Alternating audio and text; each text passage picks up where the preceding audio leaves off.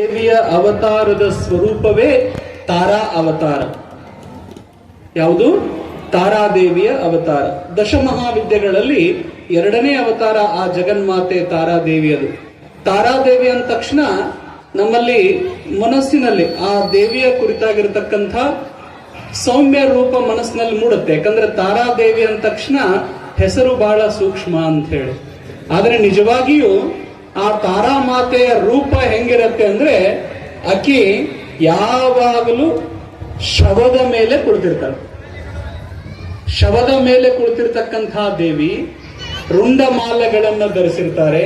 4 ಕೈಗಳು, ಒಂದು ಕೈಯಲ್ಲಿ ಅಗ್ನಿ, ಮತ್ತೊಂದು ಕೈಯಲ್ಲಿ ಪಾಶ, ಒಂದು ಕೈಯಲ್ಲಿ ರಕ್ತಪಾತ್ರೆ, ಮತ್ತೊಂದು ಕೈಯಲ್ಲಿ ತುಮುಲಾಸುರ ಅಂತಕ್ಕಂಥ ಒಬ್ಬ ರಾಕ್ಷಸನ ರುಂಡವನ್ನ ಕೈಯಲ್ಲಿ ಧರಿಸಿರ್ತಾಳೆ. ಆ ಒಂದು ತಾರಾದೇವಿಯ ವಿಶೇಷವಾಗಿರತಕ್ಕಂಥ ಕಥೆಗಳು ಸಾಕಷ್ಟಿವೆ.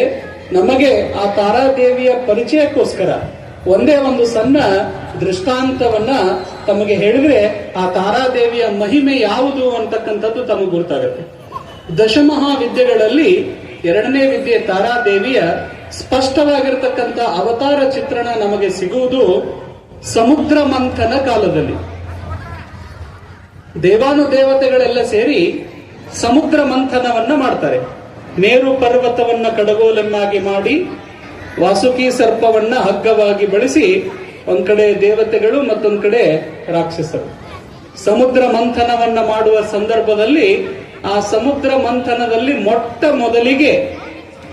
ಮೊದಲಿಗೆ ಸಮುದ್ರದೊಳಗೆ ಏನ್ ಬರುತ್ತೆ? ವಿಷ ಬರುತ್ತೆ. ಅತ್ಯಂತ ಘೋರವಾಗಿರತಕ್ಕಂತ ವಿಷ ಬರುತ್ತೆ. ಆ ವಿಷವನ್ನ ಎಷ್ಟು ಘೋರ ಆಗಿರುತ್ತೆ ಅಂದ್ರೆ ಅದರ ಸ್ಪರ್ಶ ಯಾರು ಮಾಡ್ತಾರೋ ನೋಡಿ ಅವರೆಲ್ಲ ಸುಟ್ಟು ಬೂದಿ ಆಗ್ತಿರ್ತಾರೆ. ಅಂತಹ ಘೋರವಾಗಿರತಕ್ಕಂತ ವಿಷ ಸಮುದ್ರ ಮಂಥನದ ಮೊದಲಿಗೆ ಬರುತ್ತೆ. ದೇವಾನುದೇವತೆಗಳು, ಎಲ್ಲಾ ದೇವತೆಗಳು ಮತ್ತು ಎಲ್ಲ ಲೋಕಗಳ ರಕ್ಷಣೆಗಾಗಿ ಆ ವಿಷದ ಪರಿಣಾಮದಿಂದಾಗಿ ಉಂಟಾಗ್ತಕ್ಕಂಥ ಎಲ್ಲ ದೋಷಗಳನ್ನ ನಿಗ್ರಹಿಸಬೇಕು ಅಂತ ಹೇಳಿ ಸಾಕ್ಷಾತ್ ಪರಮೇಶ್ವರ ಆ ಎಲ್ಲ ವಿಷವನ್ನ ತನ್ನ ಬೊಗಸೆ ಒಳಗೆತ್ತುಕೊಂಡು ಕುಡಿದ್ಬಿಡು. ಈ ವಿಷ ಪ್ರಾಶನ ಆದ್ಮೇಲೆ ಆ ವಿಷ ಕಂಠದಲ್ಲಿ ಕೊಳ್ಳುತ್ತೆ. ಆಗಾತ ನೀಲಕಂಠ ಅಂತಕ್ಕಂಥ ಹೆಸರಿನಿಂದ ಪ್ರಖ್ಯಾತಿಯನ್ನ ಪಡೀತಾನೆ. ಈ ಕತೆ ಎಲ್ಲರಿಗೂ ಸರ್ವೇ ಸಾಮಾನ್ಯವಾಗಿ ಗುರುತಿರ್ತಕ್ಕಂಥದ್ದು. ಈ ವಿಷವನ್ನ ಪ್ರಾಶನವನ್ನ ಮಾಡಿದ ಮೇಲೆ ಶಿವನ ದೇಹದಲ್ಲಿ ಆ ವಿಷದ ಅಗ್ನಿಯ ಪ್ರಭಾವದಿಂದಾಗಿ ಇಡೀ ಸಂಪೂರ್ಣ ದೇಹ ಜ್ವಾಲೆಯ ರೂಪದಲ್ಲಿ ಉರಿಲಿಕ್ಕೆ ಪ್ರಾರಂಭ ಆಗುತ್ತೆ. ಜ್ವಾಲೆಯ ರೂಪದಲ್ಲಿ ಉರಿಲಿಕ್ಕೆ ಪ್ರಾರಂಭವಾದಾಗ ಆ ಶಿವನ ಆ ರೂಪವನ್ನ ನೋಡಿ, ಆ ವಿಷದ ಪರಿಣಾಮದಿಂದ ಆತ ಅನುಭವಿಸುವ ಕಷ್ಟವನ್ನ ನೋಡಿ ಆದಿಶಕ್ತಿ ಮಾತೆ ತನ್ನ ದೇಹದಿಂದ ನೀಲವರ್ಣದ ಒಬ್ಬ ದೇವಿಯನ್ನ ಸೃಷ್ಟಿ ಮಾಡ್ತಾಳೆ. ಆ ದೇವಿ ಪರಮೇಶ್ವರನನ್ನ ಕೃಪಾಕ್ಷ ದೃಷ್ಟಿಯನ್ನ ಬೀರಿ ಮಗುವನ್ನಾಗಿ ಪರಿವರ್ತಿಸಿ ಆ ಸಾಕ್ಷಾತ್ ಶಿವನಿಗೆ ಅಮೃತ ಸಮಾನವಾಗಿರತಕ್ಕಂತ ತನ್ನ ಎದೆ ಹಾಲನ್ನ ಕೊಟ್ಟು ಅಮೃತ ಸಮಾನವಾಗಿರತಕ್ಕಂತ ಹಾಲನ್ನ ಸೇವಿಸಿದ ಮೇಲೆ ಪರಮೇಶ್ವರನ ಎಲ್ಲ ವಿಷ ಕಾರ್ಕೂಟವಾಗಿರತಕ್ಕಂತ ಜ್ವಾಲೆ ಶಾಂತವಾಗತ್ತೆ. ಆ ಶಾಂತಗೊಳಿಸಿ ಜಗನ್ಮಾತೆ ಏನು ಹಾಲು ಉಣಿಸಿದ್ಲಲ್ಲ, ಆ ಭಗವಂತನ ಪ್ರಾಣ ರಕ್ಷಣೆಯನ್ನ ಮಾಡಿದ್ಲಲ್ಲ, ಅವಳೇ ತಾರಾದೇವಿ ಅಂತಕ್ಕಂಥದ್ದು ಆ ಕಥೆಗಳಲ್ಲಿ ಬರುತ್ತೆ. ಎಂತ ಶ್ರೇಷ್ಠವಾಗಿರತಕ್ಕಂಥ ಕಥೆಗಳಿದಾವೆ ಅಂದ್ರೆ ನೋಡ್ರಿ, ನಮ್ಮ ಭಾರತ ದೇಶದೊಳಗ ಎಲ್ಲಾ ದೇವರ ಕುರಿತಾಗಿರತಕ್ಕಂಥ ಕಥೆಗಳಿದಾವೆ. ಈ ಎಲ್ಲಾ ಕಥೆಗಳು ಬಹಳ ವಿಶೇಷವಾಗಿರ್ತಕ್ಕಂಥದ್ದು. ದೇವಿಯ ಅವತಾರಗಳೆಲ್ಲ ಬಹಳ ಶ್ರೇಷ್ಠತಮವಾಗಿರ್ತಕ್ಕಂಥ ಅವತಾರಗಳು. ಸಾಕಷ್ಟು ಅವತಾರಗಳಿದಾವೆ. ನಾವು ಇವತ್ತಿನ ದಿವಸ ಈ ಕಥೆಗಳಿಗೆ ಬೇಕಾಗಿರತಕ್ಕಂಥ ದಶಮಹಾವಿದ್ಯೆಗಳಲ್ಲಿ ಕಾಳಿ, ತಾರ, ಮೂರನೇದ್ದು ಷೋಡಶಿ ಅಂತ ಕರಿತೀವಿ. ಷೋಡಶಿ ಅಂತಂದ್ರೆ 16 ವಯಸ್ಸಿನ ದೇವಿಯನ್ನ. ಈ ಷೋಡಶಿ ದೇವಿಯ ಕುರಿತಾಗಿರ್ತಕ್ಕಂಥ ಕಥೆ, ಆ ದೇವಿ ಹೆಂಗ ಜನ್ಮ ತಾಳಿದ್ಲು, ಆಕೆಗೆ ಯಾವ್ಯಾವ ರೀತಿಯ ಹೆಸರುಗಳಿದಾವೆ ಅಂತಕ್ಕಂಥ ವಿಷಯದ ಜೊತೆಗೆ ಷೋಡಶಿ ಶಕ್ತಿ ಮಹಾವಿದ್ಯೆ ಅಂತಕ್ಕಂಥದ್ದು ಯಾವ ರೀತಿಯಾಗಿ ಪರಿಣಾಮಕಾರಿಯಾಗಿರುತ್ತೆ ಅಂತಕ್ಕಂಥದ್ದನ್ನು ಒಂದು ದೃಷ್ಟಾಂತದ ಮುಖಾಂತರ ನಾವು ಹೇಳ್ಬೋದು. ಬಹಳ ಹಿಂದಿನ ಕಾಲದಲ್ಲಿ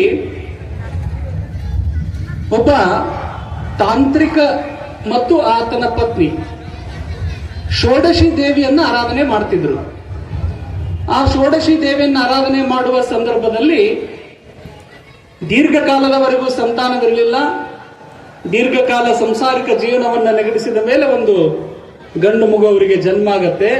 ಆ ಮಗುವಿಗೆ ಹರ್ಷ ಅಂತಕ್ಕಂಥ ಹೆಸರನ್ನಿಡ್ತಾರೆ. ಆ ಮಗು 3 ವರ್ಷದಿದ್ದಾಗ ಆತನ ತಂದೆ ಕಾಲವಾಗ್ತಾನೆ.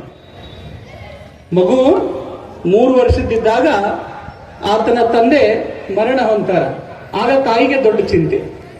ಹಿಂದಿನ ಕಾಲದೊಳಗ ಏನು ಚಿಂತೆ ಇರ್ತಿತ್ತು ಅಂದ್ರೆ ತಂದೆ ತಾಯಿಗಳಿಗೆ, ತಂದೆ ಇಲ್ಲ ಅಂದ್ರೆ ನನ್ನ ಮಗನಿಗೆ ಯಾರು ವಿದ್ಯೆಯನ್ನು ಕಲಿಸ್ತಾರೆ, ತಂದೆ ಇಲ್ಲ ಅಂದ್ರೆ ನನ್ನ ಮಗನಿಗೆ ಜ್ಞಾನವನ್ನ ಯಾರು ಕೊಡ್ತಾರೆ, ನನ್ನ ಮಗನಲ್ಲಿ ವಿದ್ಯಾಜ್ಞಾನ ಇರಬಹುದು, ಸಾಮಾಜಿಕ ಜ್ಞಾನ ಇರಬಹುದು, ಎಲ್ಲ ಜ್ಞಾನಗಳನ್ನ, ವೇದ ಉಪನಿಷತ್ತುಗಳ ಜ್ಞಾನವನ್ನ ಯಾರು ಕೊಡ್ತಾರೆ ಅಂತಕ್ಕಂಥ ಚಿಂತೆ ಆ ತಾಯಿಗೆ ಬರುತ್ತೆ. ತಾಯಿಗೆ ಬಂದಾಗ ಆಕೆ ತನ್ನ ಗಂಡನೊಂದಿಗೆ ಆ ಷೋಡಶಿ ದೇವಿಯನ್ನ ಆರಾಧನೆ ಮಾಡುವ ಸಂದರ್ಭದಲ್ಲಿ ಆ ಷೋಡಶಿ ದೇವಿಯ ಬೀಜಾಕ್ಷರಗಳನ್ನ ಓದ್ಕೊಂಡಿರ್ತಾಳ, ತಿಳ್ಕೊಂಡಿರ್ತಾಳ, ಗಂಡನಿಂದ ಕಲ್ಕೊಂಡಿರ್ತಾಳ. ಆಕೆ ಏನ್ ಮಾಡ್ತಾಳಂದ್ರೆ ಆ ಮಗುವಿಗೆ ಆ ಎಲ್ಲ ಅಕ್ಷರಗಳನ್ನ ಕಲಿಸ್ಕೊಡ್ತಾಳ. ಎಲ್ಲ ವೀಕ್ಷಕರಿಗೆ ಅತ್ಯಂತ ಪ್ರೀತಿಪೂರ್ವಕವಾದ ಧನ್ಯವಾದಗಳು. ನಮ್ಮ ಕೆರೂರ್ ಕಲಾವಿದ ಯೂಟ್ಯೂಬ್ ಚಾನೆಲ್ ಸಬ್ಸ್ಕ್ರೈಬ್ ಮಾಡಿ, ಲೈಕ್ ಮಾಡಿ, ಶೇರ್ ಮಾಡುವುದನ್ನು ಮರೆಯದಿರಿ.